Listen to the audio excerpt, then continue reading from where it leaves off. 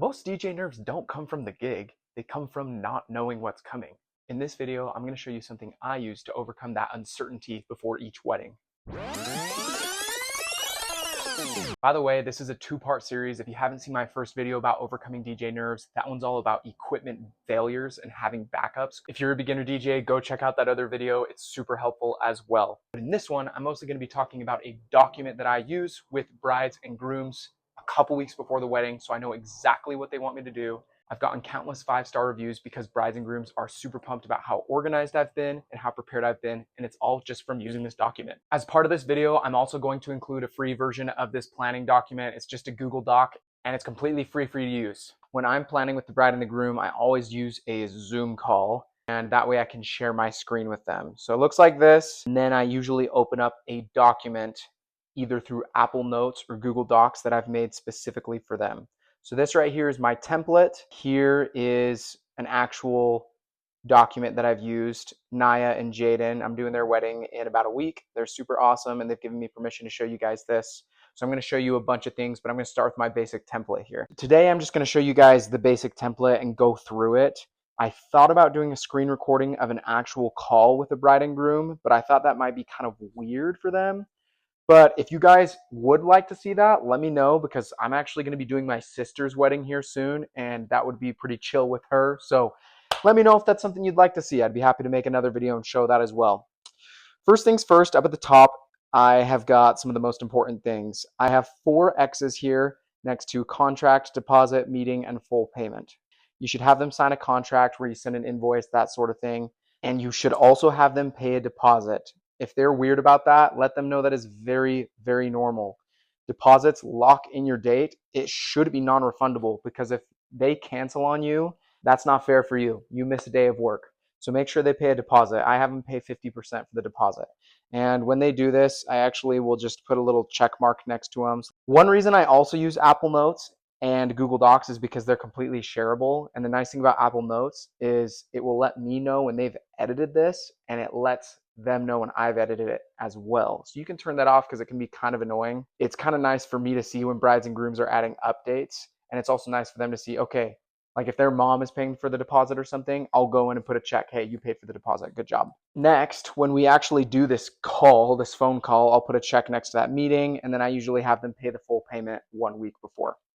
So that's how I do it. You can do it in different ways, but that's how I've done it as an independent DJ. I always have this section here for venue notes, like, are there going to be outlets close by for me to use? Where do you want me to be? Some brides and grooms have a map that they'll send it over, which is super awesome. Does the venue require DJ insurance? Do you have mobile DJ insurance? If not, go get it. A lot of venues won't let you go there without it. So if they require a certificate of my insurance, then I want to make sure I know that so I can send it to the venue beforehand.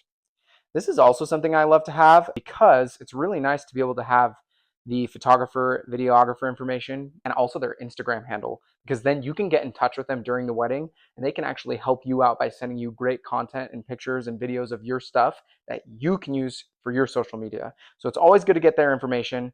From the bride and groom's perspective, you should know the photographer and videographer's name and stuff, because you don't want them to be in the bathroom when you're doing first dances. So you want to be able to know who they are. So when something's going on, you're like, hey, videographer, photographer, get out here.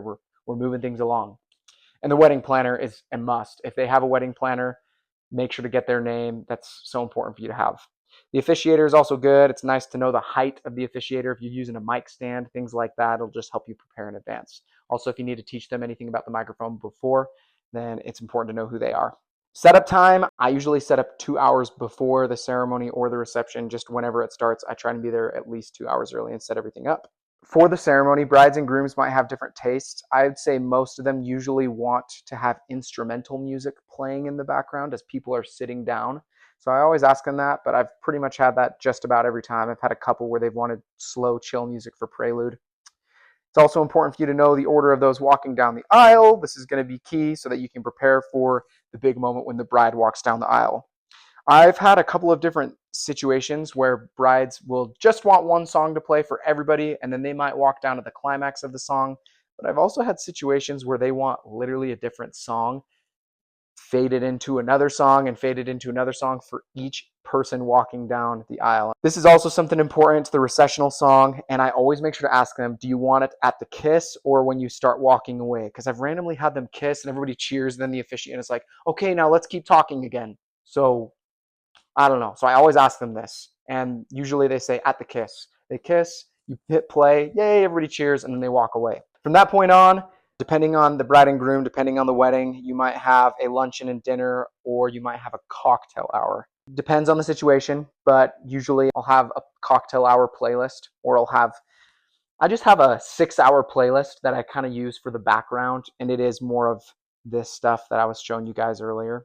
And so I usually say, hey, I have this playlist ready. Would you want me to play this playlist, or do you want to play something else? And depends on the couple. But I usually just play it from my iPad, or if you are using DJ software, you can just put it on auto mix, which is super nice. For the luncheon and dinner, I always want to play a part and try and help. One thing that drives me crazy at weddings is just seeing everybody get in this huge line, and it's just a disaster, and it takes forever, and people are waiting, and it just looks so bad. And so what I tell them is I say, hey, if you want, I would really like to announce, hey, we're going to have dinner, and I'm going to come get your table one at a time. So that way there's not a big line. We want you to be comfortable. We want you to be able to chill and mingle in your seats, and then we'll come and get you when we're ready. And so usually I'll go do that for dinner to keep things on track. Speeches and toasts, if they want to do that, usually during dinner, then I just want the order of the names, because as the MC, I'm going to announce, hey, first we're going to have John, the best man, give a toast, and then we're going to have Jane, the maid of honor, give a toast, right? And so that's important. For the reception, this is another thing where I don't know what kind of music that they want during the chill part of a wedding. For this stuff, I usually just say, okay, well, what music do you want in the background? And literally like 70% of the time, they just say, yeah, play that playlist you have, the Music Energy 2 one here. Sometimes brides will send me a very specific playlist, and they say, we want you to play this playlist. Even easier, right? I'll just click play. Grand entrance. This depends. This is actually something that's not super common here in Utah, actually. This is something that I'll definitely move around, because if they do have a ceremony and a luncheon, usually we'll do this before the luncheon. If it's only the reception, then sometimes we'll let them greet for a minute, and before we do any of the fun stuff, we'll have them run out, and then we'll say, everybody give it up for Jaden and Naya. Woo! Everybody cheers. We play a song. They come on in, and we jump right into the activities. Cake cutting is one of the activities that's pretty much just about every wedding. I usually play Sugar by Maroon 5, and I ask the bride and groom if that's okay, right when they either take a bite or smash it in each other's faces, because it's just funny and everybody cheers. Or other sugar-related songs. I have a whole bunch of them. Bouquet toss and garter toss. Common song for this one is Single Ladies, to get everybody up there. That's kind of fun. I've also had somebody do Fantasy by Mariah Carey. It's fun to play a song to just say, hey, everybody come up here. And then for the garter toss, if the groom has a specific song, then that's great. But my basic one is Another One Bites the Dust, because it's also funny. And usually the bride and groom, I say, oh, what song do you want to play here? And they're usually like, oh, I don't know. That's the purpose of this meeting, right? You don't want it to be awkward silence the whole wedding. So you want to be able to have songs completely ready. In fact, one thing that I actually also like to do is if brides and grooms, there's some flow time where they're trying to go from the cake to the first dance. And so I'll just play instrumental music. When I say instrumental, I don't mean like the prelude instrumental music. I'm talking like you use your stems and you cut out the vocals, and it's just background music for basic pop songs. BPM Supreme actually has a bunch that you can download. So I'll use a bunch of those during that flex time where the bride and groom are cutting the cake and people are watching. You don't want awkward silence. Right here, there's other activities like the money dance or the shoe game. If you haven't heard of those, they're super fun. But then we usually go into our first dances, the mother-son dance, father-daughter dance, first dance. This is shared with the bride and groom, so they can just type it in whenever they know. And then it's your point. It's your job as the DJ to make sure that those are ready. This is something fun that I kind of do to get people onto the dance floor. Is I just ask the bride and groom, hey, do you want other couples to join you for the first dance? And you'd actually be surprised how many of them say yes. I have a few say no because they're like, oh, it's a special moment. I have a lot say yes because they're like, yeah, it's kind of awkward. Like, let's just get people out there. And it's great because then if you're going to jump right into the dance party, you already have a ton of people on the dance floor, and especially the people who are close to the bride and groom. From this point on, I have the bride and groom select what kind of music they want, and I actually even have them go down here in this area where I have a bunch of genres, and they can really select any type of genre they want. I have them put songs that their wedding will be ruined if I don't play this song. Then I also have some where it's like, do not play this. If you play this, it ruins my wedding. So I always tell them this is the most important. A lot of the time though, the bride and groom just want to give me a playlist. So I have them give me that playlist, and then I just either through Spotify or Apple Music, and then I just go ahead and get it all ready in my software. And if you're using things like Crate Hackers, it really helps with that. It's kind of annoying if you don't have it, but also like new DJs don't want to pay for Crate Hackers. I get that, right? It does take some time, but if they send you a playlist, that is a good way to know what their tastes are.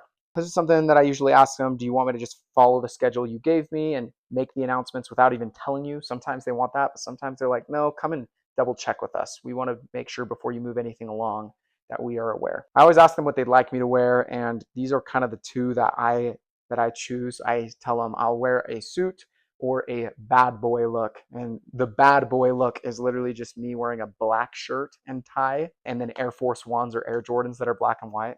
I think it looks super dope, but then there's also some weddings that are classier, and so they won't want that. So it kind of depends. So I just ask them. These are kind of just preferences. I honestly usually don't go over these. I feel like it's usually the same preferences every time. It's like, hey, we want a party, we want you to mix. But if they do have specific preferences, that's there. Usually couples just skip this part, but I do have it.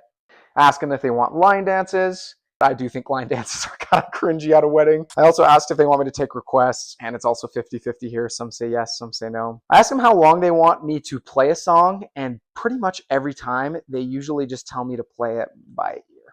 So I already showed you guys this. This is where they can select their preferences, their must plays and do not plays. And if you're making your own document, please include this. This is so, so important. Last thing I always ask is, can I use pictures, or I got to put videos too, or videos for my social media?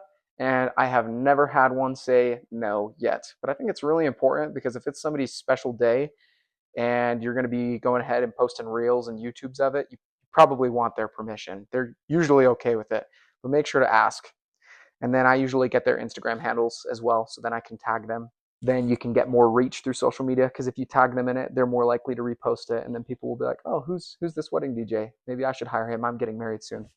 If the bride and groom do not get this filled out a week before the wedding, usually when I send my Venmo request for the final payment, I'll also have them fill this out. I'll send a text and say, hey, just double checking, we're still missing your first dance, we're missing your mother-son dance, what songs do you want for those sorts of things? And then they usually text me back and say, oh, we're so sorry, we'll get that done right away. This document's pretty basic, but it's also been pretty helpful. So if you want to use it, feel free. Once again, link is in the description. Hope you enjoy it. I actually work with a company right now, and we are going to be using the software Planning Beats. And if you guys have heard of this is super awesome. It's like made for wedding DJs, and especially big wedding DJ companies. And I'm going to switch to this software eventually. When I started as an independent DJ, this document is what I used. And so if you're like, hey, I'm trying to live within a budget, go ahead, check it out, use it how you will. Thank you so much for watching. Make sure to like and subscribe, and we'll see you guys next time.